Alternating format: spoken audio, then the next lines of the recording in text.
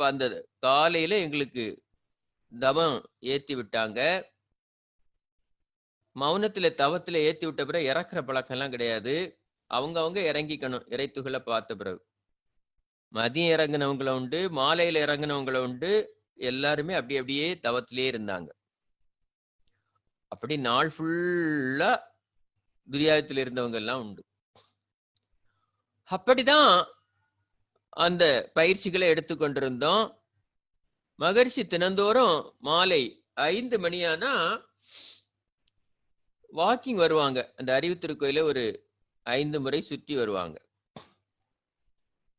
அப்படி சுற்றி வருவதற்கு அவங்க மேலேந்து இறங்குறதுக்குள்ள நாங்க ஓடி போய் அதுல வரிசையா உட்கார்ந்துடணும்.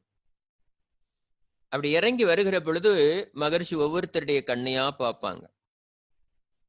சில நேரங்கள்ல எங்க வகுப்பு முடியறதுக்கு ஒரு 2 நிமிஷம் முன்ன பின்ன ஆயிடுச்சுன்னா மகரிஷி இறங்கி வந்தா வாக்கிங் போக மாட்டாங்க.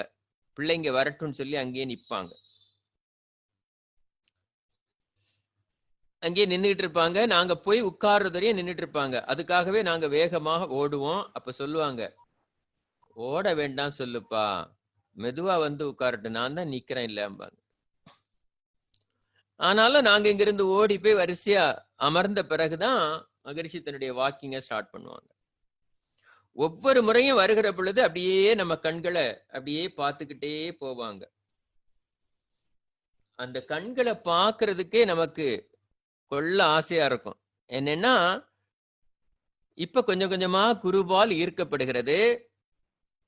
அவருடைய அந்த கண்களை கவனிச்சா அந்த கண்கள்ல இருந்து நமக்கு அந்த ஆற்றல் ஊடுருவக்கூடிய அந்த திறனை நம்ம பார்க்கலாம். அப்படியே நாங்களும் அதையே கவனிச்சு பார்த்துக்கிட்டே இருப்போம். அவங்க நம்மளை கிராஸ் பண்ணி போகிற பொழுதெல்லாம் அப்படியே ஒரு காற்று நம்ம மேல மோதனா எப்படி இருக்கும் அப்படி ஒரு உணர்வு இருக்கும். அப்படி ஒவ்வொரு நாளும் இந்த அனுபவத்தை நாங்க அனுபவிச்சுட்டே இருப்போம். ஏதாவது